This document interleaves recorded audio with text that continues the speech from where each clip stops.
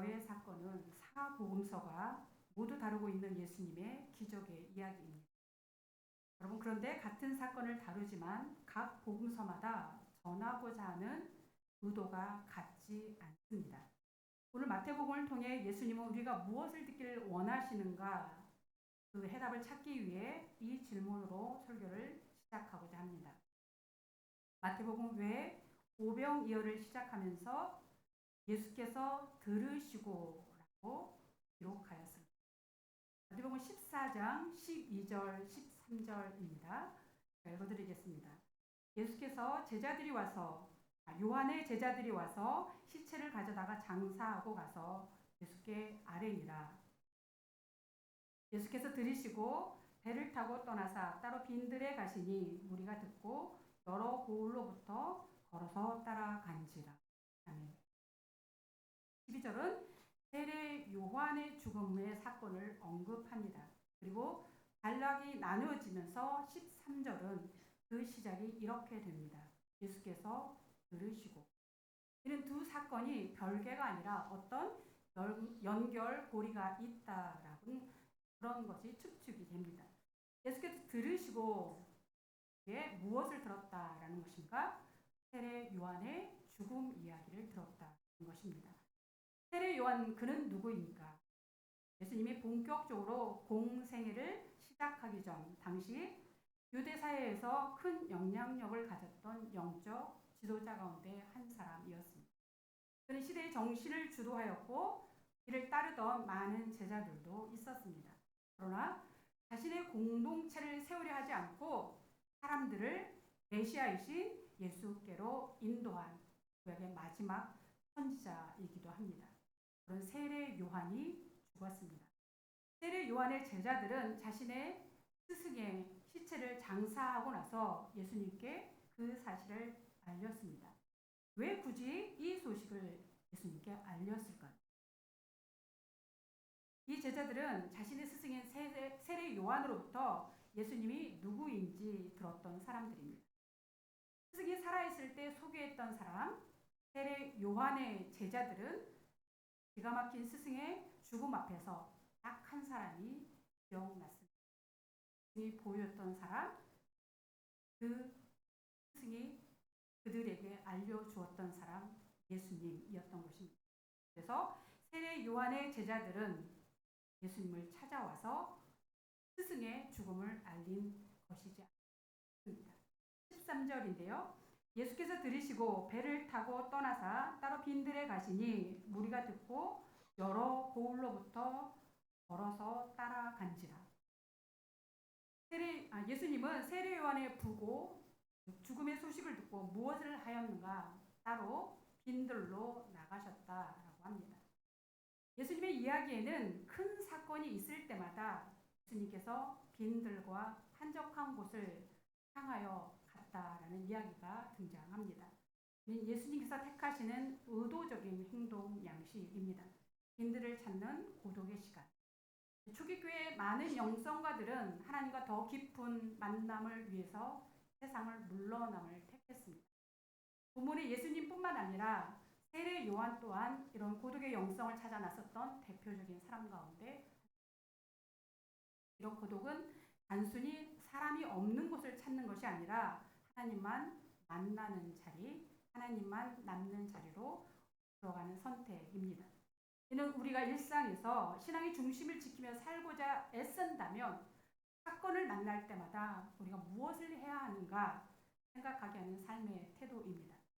세상의 순간순간마다 우리는 의도적으로 시간을 떼어 한적한 곳을 찾아가므로 지금의 나를 돌아보고 하나님 앞에서 살아가는 우리의 인생의 삶을 점검함이 반드시 필요합니다. 이는 물리적인 공간으로 한적한 곳일 수도 있겠지만 꼭 어떤 장소적인 의미를 뜻하지는 않습니다. 기도를 위한 시간적, 공간적, 한적한 곳을 말합니다. 그런데 어떻게 알았을까요? 많은 사람들이 예수님과 제자들이 있는 곳을 있는 곳으로 벌써 모여들었다고 합니다. 14절인데요. 함께 읽어보겠습니다. 시작. 예수께서 나오사 큰 무리를 보시고 불쌍히 여기사 그 중에 있는 병자를 고쳐 주시니라. 예수님은 당신 앞에 선 많은 무리들이 눈에 들어왔습니다. 모인 이들은 어떤 사람이었을까요? 그 가운데는 세례 요한이라는 스승을 잃은 사람들도 있었을 것입니다. 어떤 이들은 삶의 소망이 없이 하루하루를 살아가는 그러한 사람들도 있었을 것입니다. 육신의 병으로 고생하는 이들도 있었을 것입니다. 삶의 다양한 문제를 가진 이들이 모여들었고 예수님은 그들을 불쌍히 여기시고 그들의 아픔을 치유해 주셨습니다. 이것이 우리가 주님 앞에 나오는 이유이기도 합니다. 세상은 이런 무리들을 반겨주지 않습니다. 그러나 우리 주님은 누구든 오라 하십니다. 길을 가르쳐주는 사람이 없어서 방황하는 사람도, 더 이상 삶의 소망이 없는 이들도, 질병으로 신음하는 이들도 주님은 오라 하십니다. 왜요? 주님은 우리의 길이 되어주시고 삶의 소망이 되어주시며 우리의 회복자 되시기 때문입니다. 15절입니다. 저녁이 되매 제자들이 나와 이르되 이곳은 빈들이요 때도 이미 저물었으니 무리를 보내어 마을에 들어가 먹을 것을 사 먹게 하소서. 몰려든 사람들의 병을 고쳐주시고 사람들의 예수님의 말씀을 듣다가 어느샌가 저녁이 되었습니다. 예수님과 함께 있는 것이 얼마나 좋았던지 먹지 않고 있다는 것도 잊어버릴 만큼 시간이 흘렀던 것입니다. 그러자 함께 있던 제자들이 이 문제를 해결하기 위해 나섰습니다. 사람들을 보내어 마을에서 먹을 것을 사 먹게 하고 제자들이 요청합니다. 그러면 제자들이 예수님께 요청이 있었기에 그 자리에 모든 사람들이 그 유명한 오병이어의 사건을 맛보게 된 것입니다. 주님은 우리가 말하지 않아도 우리의 삶의 문제를 보고 계십니다. 그러나 우리가 직접 우리의 문제를 들고 예수님께 나아오기를 원하십니다. 신앙은 단순히 말로만 끝나는 것이 아니라 실질적 삶의 문제와 부딪힐 때 진짜 예수님이 누구이신지 알게 하시기 위해서 우리에게 요청하시는 것입니다. 주님은 우리의 삶과 동떨어져 있지 않습니다. 삶의 문제, 바로 그 속에, 그 중심에 우리와 함께 하시기 원하십니다. 우리의 문제를 제자들처럼 여러분 예수님께 요청하십시오. 16절입니다. 예수께서 이르시되 갈 것 없다. 너희가 먹을 것을 주라. 제자들 요청에 예수님의 반응은 너희가 먹을 것을 주라라고 말씀합니다. 다른 복음서에는 이 사건에 대한 자세한 이야기를 기록하고 있습니다. 본문은 이 과정이 생략되고 이어지는 17절이 이렇게 기록되는데요. 제자들이 이르되 여기 우리에게 있는 것은 떡 5개와 물고기 2마리 뿐이니이다. 우리에게 있는 것은 물고기 2마리, 보리떡 5개. 제자들의 손에 있었던 것은 한 아이의 요깃거리 정도밖에 되지 않는 보리떡 5개, 물고기 2마리가 적었습니다. 그에 대한 예수님의 반응은 18절인데요. 이르시되 그것을 내게 가져오라 하시고 예수님이 제자들에게 말씀하셨습니다. 그것을 내게 가져오라. 예수님은 없는 것을 우리에게 요구하지 않습니다. 우리 있는 것을 그대로 가지고 오라고 하십니다. 우리 인생 날마다 최선을 다하지만 그 인생의 결과는 우리의 기대에 부응하지 않고 보잘것없는 그런 모습으로 우리의 삶에 돌아올 수 있습니다. 그럴 때마다 낙심되고 의욕도 사라질 수 있는 상황이 우리의 감정에 일어날 수 있습니다. 이때 믿는 저와 여러분은 어떻게 해야 할까요? 성공한 인생만이 빛나는 세상은 보잘것없는 우리를 주목하지 않습니다. 그러나 주님은 우리를 향하여 무엇이라고 말씀하시는가? 너의 인생을 내게로 가져오라 말씀하십니다.